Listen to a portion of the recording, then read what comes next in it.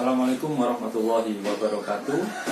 Yang saya hormati Ibu Imelda Kunwahyuning Tias SH MSI selaku coach, Ibu Dr. Arma Rosalina MKes selaku mentor, dan Ibu Dr. Anda Roro Ekarini Nurhayati MSI selaku penguji.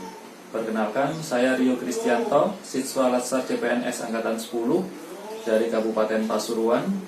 Pada kesempatan hari ini, saya akan presentasikan laporan aktualisasi saya yang berjudul Penggunaan Media Video di Instalasi Gawat Darurat untuk meningkatkan pengetahuan keluarga pasien tentang hand hygiene di RSUD Bangil, Kabupaten Pasuruan. Untuk mengawali presentasi saya akan buka dengan menjelaskan gambaran instansi tempat saya melakukan kegiatan aktualisasi, yaitu RSUD Bangil, Kabupaten Pasuruan. RSUD Bangil merupakan rumah sakit yang sudah bertipe B dan merupakan Badan Layanan Umum Daerah Kabupaten Pasuruan.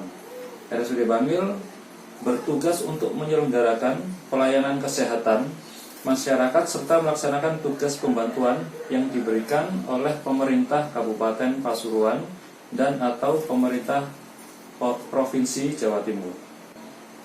RSUD Bangil memiliki visi, misi, dan 7 nilai dasar yang diterapkan oleh setiap pegawainya dalam menjalankan pelayanan kepada masyarakat.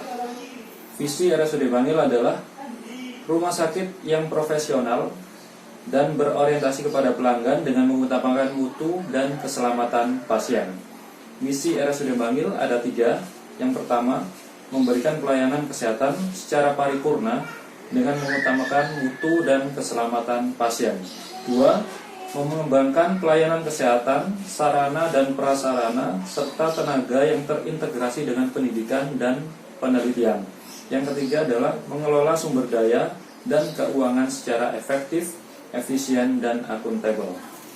7 nilai dasar yang dianut oleh RSUD Bangil adalah yang pertama, jujur, bertanggung jawab, visioner, disiplin, kerjasama, adil, dan peduli.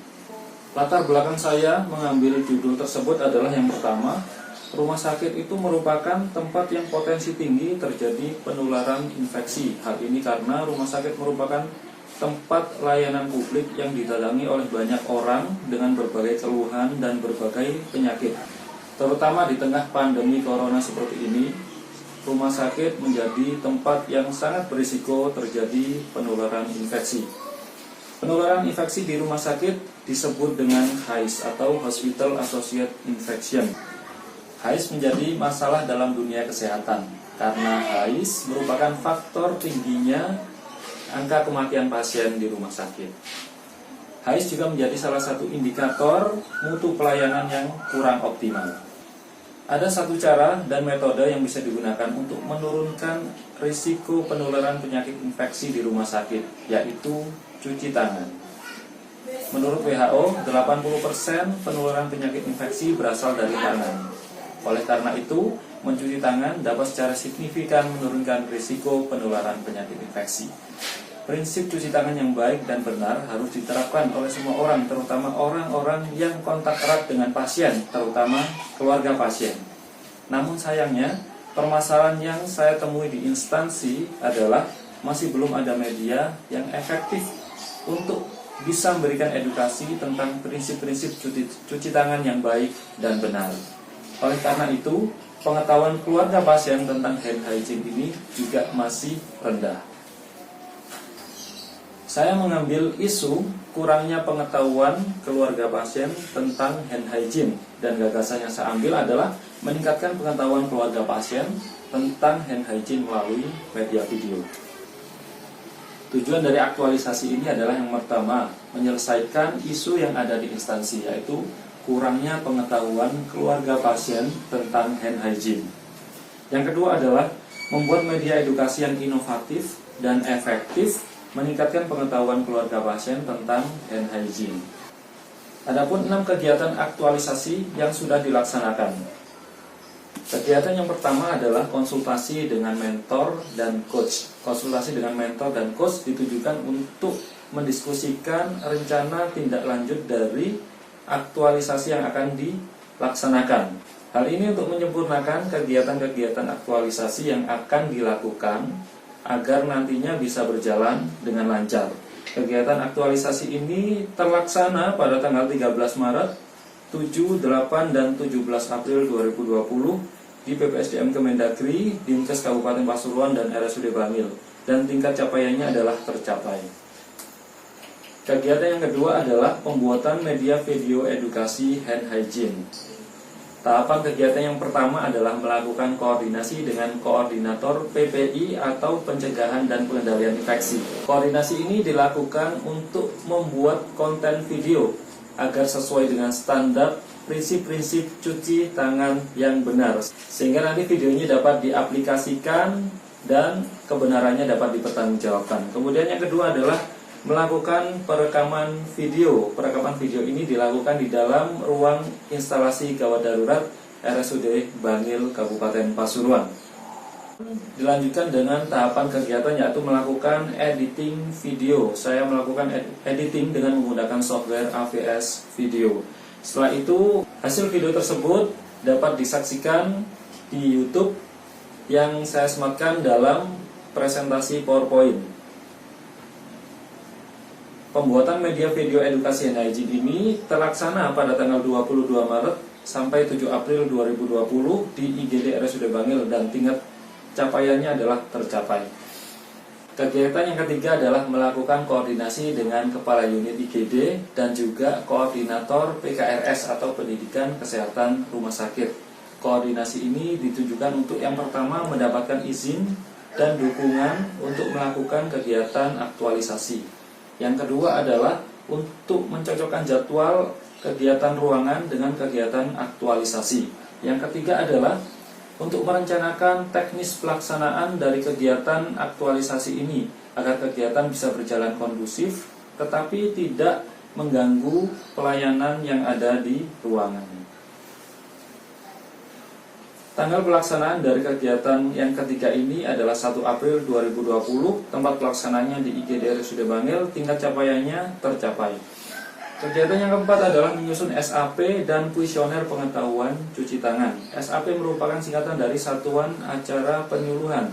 SAP dibuat untuk yang pertama merencanakan teknis pelaksanaan dari kegiatan aktualisasi atau edukasi hand hygiene kepada keluarga pasien agar nantinya tempat pelaksanaannya terencana, waktu pelaksanaan terencana, dan bagaimana kegiatan itu akan diselenggarakan juga terencana. Kemudian kuesioner pengetahuan cuci tangan ini ditujukan untuk menggali pengetahuan pasien atau keluarga pasien sebelum dan sesudah edukasi menggunakan video hand hygiene.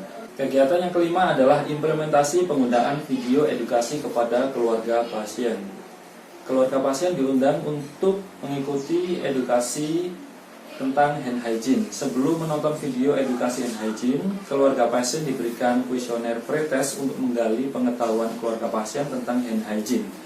Setelah mengisi kuesioner pretest, keluarga pasien menyaksikan video dengan durasi kurang lebih 8 menit.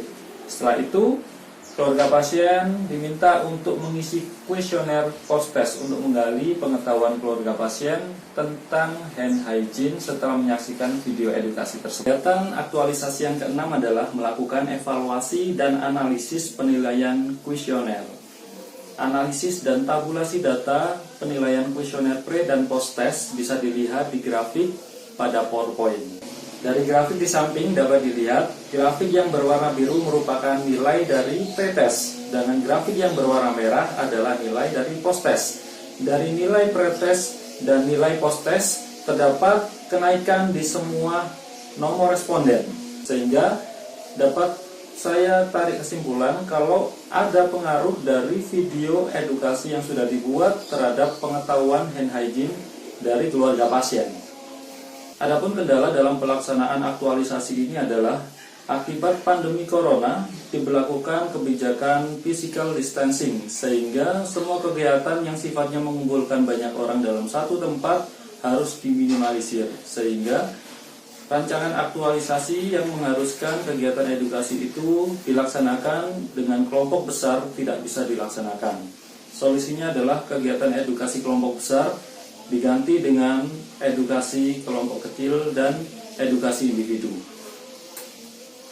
Kesimpulannya adalah kesimpulan 6 kegiatan aktualisasi seluruhnya dapat terlaksana. Kemudian, video edukasi hand hygiene yang dibuat terbukti berhasil meningkatkan pengetahuan keluarga pasien tentang hand hygiene berdasarkan hasil analisa data kuesioner. Rata-rata nilai pretest dari responden adalah 6,60, sedangkan nilai dari post-test rata-rata adalah 9,47. Terdapat kenaikan nilai sebesar 2,87 poin antara pretest dan post-test, sehingga dapat disimpulkan video yang sudah dibuat terbukti berhasil meningkatkan pengetahuan pasien atau keluarga pasien tentang cuci tangan yang baik dan benar. Kemudian kesimpulan yang terakhir adalah seluruh kegiatan aktualisasi dilaksanakan dengan menjunjung tinggi nilai-nilai aneka, sehingga setiap kegiatan dapat terlaksana dengan baik. Nilai aneka memiliki peran yang sangat penting dalam kehidupan seorang ASN sebagai seorang pelayan masyarakat yang harus senantiasa memberikan pelayanan yang terbaik. Saran bagi penulis. Penulis berharap semua capaian yang telah dilaksanakan pada masa aktualisasi ini dapat terus penulis tingkatkan demi memajukan kualitas pelayanan yang ada di instansi. Bagi rekan sejawat, hasil laporan ini penulis harap dapat menjadi referensi dan bahan pertimbangan bagi perawat dalam membuat program edukasi kepada keluarga pasien khususnya tentang hand hygiene. Kemudian bagi instansi, hasil laporan ini bisa menjadi bahan pertimbangan bagi instansi untuk menyediakan prasarana agar keluarga pasien dapat menyaksikan video hand hygiene setiap waktu selama berada di rumah sakit. Sekian presentasi laporan aktualisasi yang saya sampaikan. Kurang lebihnya saya mohon maaf.